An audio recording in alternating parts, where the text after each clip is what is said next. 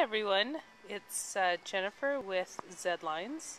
We're interviewing Dr. Alistair Coburn, about his new book, Left to Right.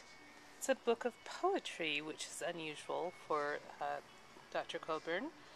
So, Alistair, tell us a little bit about yourself, and then we want to find out a little bit about why you wrote a book on poetry. All right. I think, oddly enough, a thing that's significant that not very many people know is that I spent probably half my younger life traveling. My parents were from England, and my dad got a job with the World Health Organization. We spent, when I was age around 3, 2 years in Colombo in Sri Lanka. And I came back to the U.S. for a bit, and then went back to Dhaka in Bangladesh for another 2 years. And so I only came to the U.S. In 3rd grade. And then I spent a year in Scotland and a year in Sweden, and then eventually 7 years in Switzerland and a year in Norway.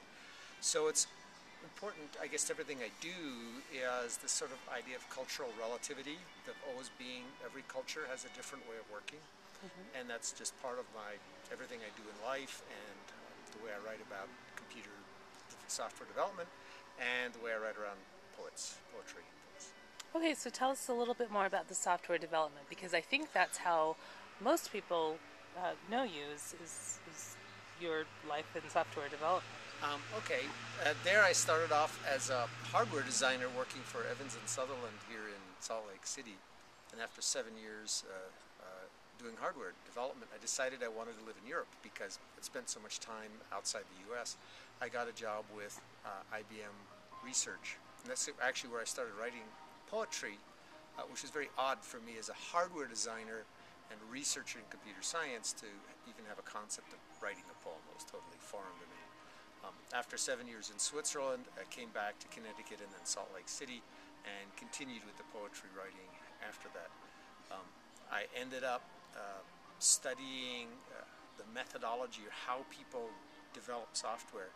And oddly enough, there's a very strange similarity between the way that about studying how people write software and writing that down in a methodology, and watching people on the street and writing that down in a poem. I find very similar.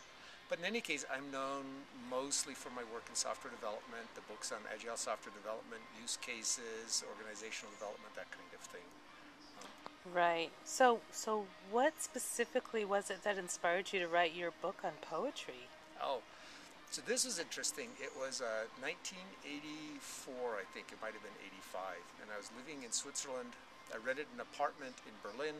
I wanted to learn German, and I just completely immersed myself in everything in German there. And I think the English-speaking part of my brain went wild. And one day I was sitting in the greenhouse in the botanical gardens, and lo and behold, totally unbidden, I wrote a poem. And I just spent the day, I wrote 3 poems or 5 poems that day.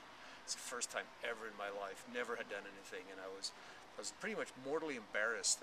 Refused to read them to anybody for weeks, but I was suddenly just churning out like 3 to 5 poems a day on buses and restaurants. There was some outlet demanded to be had by the English-speaking part of my brain. And what I found was eventually when I started reading them, people liked them. It was ordinary people. It could be in a party. Sometimes it was at a bar, a coffee house, a conference, and I would read a couple, and people would seem to like it. And eventually I stopped being kind of ashamed or embarrassed and just said, okay, so I guess I write these things called poems, which I call prosums the way I write them. Talk about them because they're so close to prose. I don't know if they're prose or poetry sometimes. So interesting. I call them prosums. Okay, great. What do you like to do when you're not writing? Oh, pretty much anything that involves movement of any kind. Someone said I'm like a shark. I have to keep moving to survive. So it doesn't matter if I'm playing soccer, skiing, squash. Lately I've been doing skydiving, indoor tunnel flying, running, swimming. As long as it's motion, I'm happy. Okay. So, you've written books, I think, that scale the spectrum from software engineering to poetry. Where do you get your ideas for your books? Well, for the books, it's pretty straightforward in the sense that that's my day job, that's my profession. It's what I do, it's what I know. The more interesting thing for me is the poems, because to write a poem, I pretty much have to be in a quiet space for 3 days or 5 days. And if I'm not doing anything, and the brain kind of settles and settles and settles, and eventually I notice something and I can feel something, and I can pull it out. And for me, I get about 45 minutes to produce a poem, because I see something, whether it's I'm seeing the reflection in a glass of wine right now, so I might see something about that reflection in that glass of wine, and I've got about 30 minutes where I just scribble and scratch as fast as I can, and then I feel like the window closing, and I get about another 15 minutes of just frantically trying to get bits in shape while I still see whatever it is I wanted to see, and then the window closes, and it never reopens, never. Interesting. Totally, I cannot do. I've been to all kind of poetry classes and stuff, and they always tell you to rewrite and rewrite and rewrite. And I've taken their suggestions and I've rewritten. I look at them 6 months later, and the second version's no better than the first version.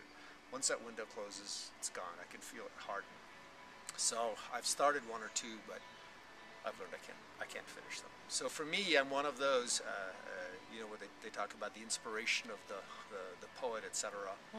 It's not a craft. It's I see something and I just try to describe what I'm seeing at that moment. Try for everything I can to pass along to the reader that moment in time, or the moment in sensation that I have at that particular instant. Great. Interesting. So what was your favorite poem to write? I wrote a couple while I was in Florence, and one of the ones that got me was just sitting in a cafe in Florence, and the amount of information. There were old architecture. There were hundreds of years old sculptures. There were people on the street, people from Florence. There were tourists. Everywhere you looked, I was just surrounded by information. It was absolutely total information overload. And so I wrote a couple of poems about information overload. Right there. That was a lot of fun.